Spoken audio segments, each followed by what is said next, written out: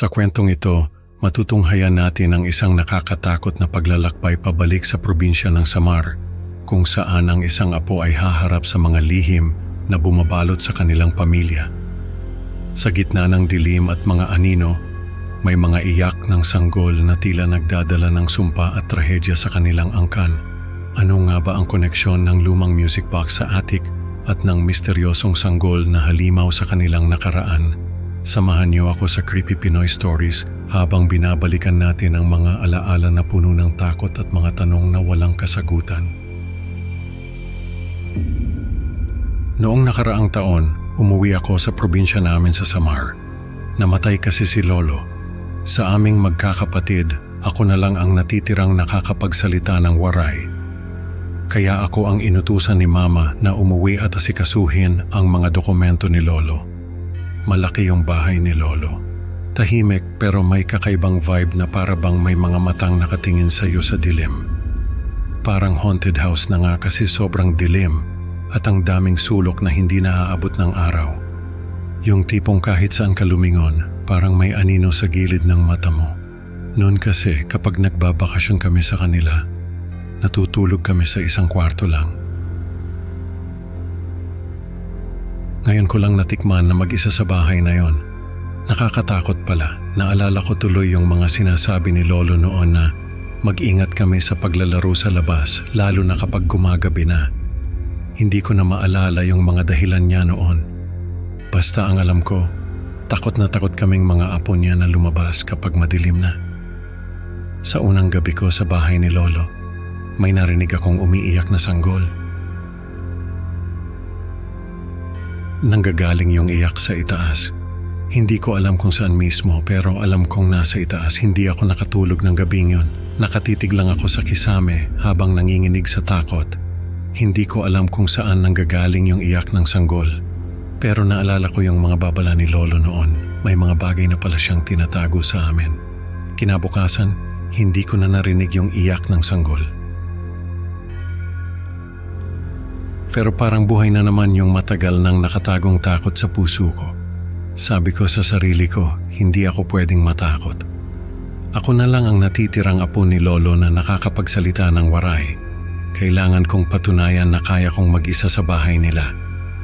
Kinagabihan, narinig ko na naman yung iyak ng sanggol. Sabi ko sa sarili ko, hindi ko pwedeng hayaan na takutin ako ng iyak na yon. Kailangan kong malaman kung saan nanggagaling yon. Kumuha ako ng flashlight at umakyat sa attic. Sa isip ko, hindi pwedeng ganito na lang palagi. Kailangan kong malaman kung saan nanggagaling yung iyak. Sa attic nanggagaling yung iyak, nakita ko yung isang lumang music box na nakabukas. Nilapitan ko yon at nung sinara ko, tumigil yung iyak ng sanggol. Pagbukas ko ulit, nagplay yung music box. Lullaby yung tugtog. Kahawig ng iyak ng sanggol yung tono ng lullaby.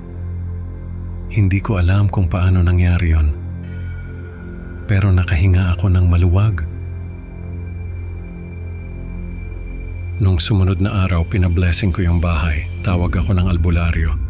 Baka kasi may multo sa bahay ni Lolo. Pero kahit na blessing na yung bahay, hindi pa rin nawala yung mga iyak ng sanggol. Hindi ko na lang pinapansin. Pero alam kong may nagmamasid sa akin sa tuwing naririnig ko yon. Kahit saan ako magpunta, parang may mga matang nakatingin sa akin. Isang araw, nasa kwarto ako ni Lolo.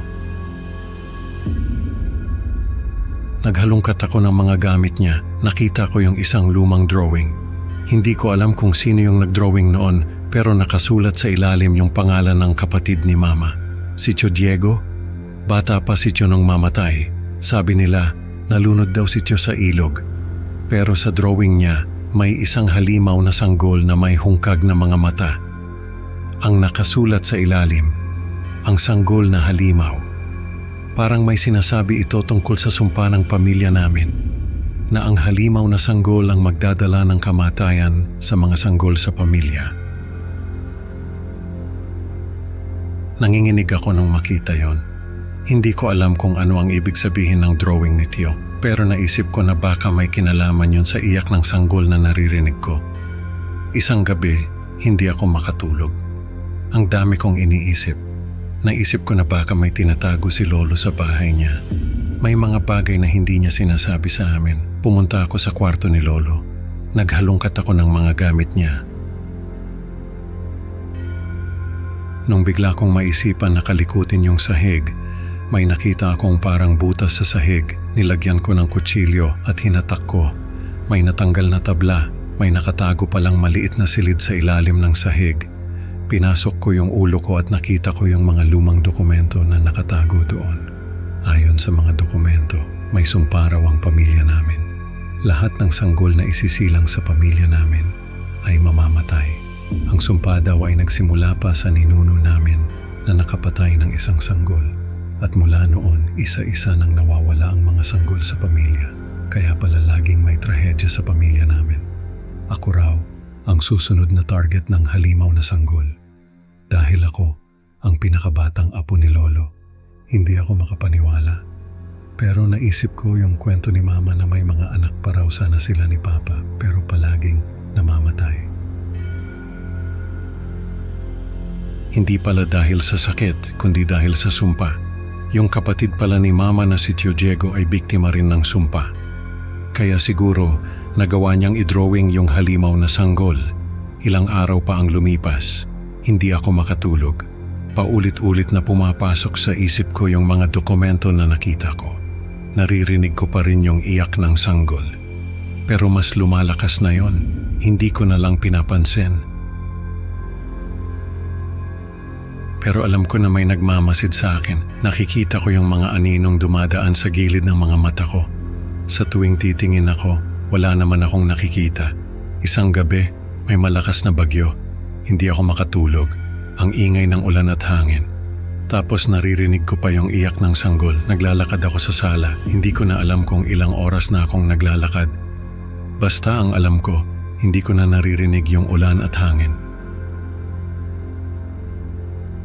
Hindi ko na rin naririnig yung iyak ng sanggol. Nung pagtingin ko sa sahig, may mga kamay na lumalabas mula sa dilim. May lumabas na sanggol. Pero hindi siya normal na sanggol.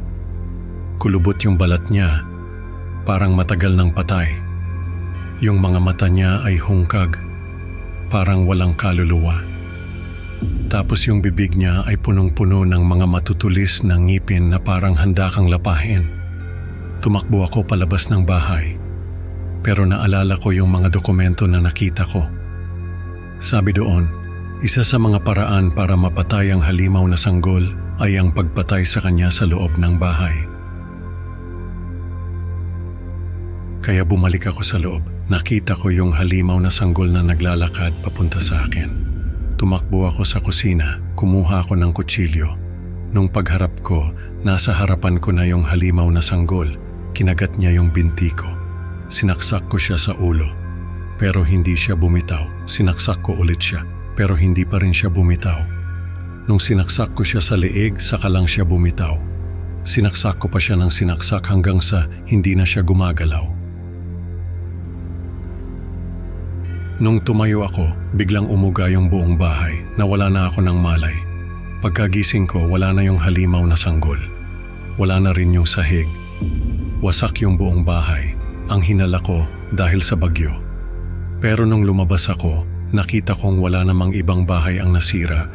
Ako lang, nabalitaan ko na patay na rin yung albularyo na nag-blessing ng bahay ni Lolo. Ang sabi ng mga tao sa barangay, ako raw ang may kasalanan. Naapektuhan ko raw ang halimaw na sanggol. Kaya nagwala ito at sinira ang buong bahay. Sabi nila, hindi raw mababali ang sumpa sa pamilya namin. Kaya ang ginawa ko ay umalis na lang sa probinsya namin. Lumipat ako sa isang malaking lungsod. Pero hanggang ngayon, hindi pa rin nawawala yung takot ko. Sa tuwing makakarinig ako ng iyak ng sanggol, natatakot ako. Parang laging may anino na sumusunod sa akin kahit saan ako magpunta. Kahit nasa lungsod na ako, yung takot parang hindi na mawawala. Parang laging may nagmamasid sa akin mula sa dilim. Sa kwentong ito, natutunan natin na may mga lihim na mas mabuting hindi na ungkatin, lalo na kung ito'y nagdadala ng sumpa. Salamat sa pakikinig mga kaibigan. Huwag kalimutang mag-like at subscribe para sa mas marami pang nakakatakot na kwento. Hanggang sa susunod na upload mga kaibigan, tandaan sa dilim, laging may matang nagmamasid.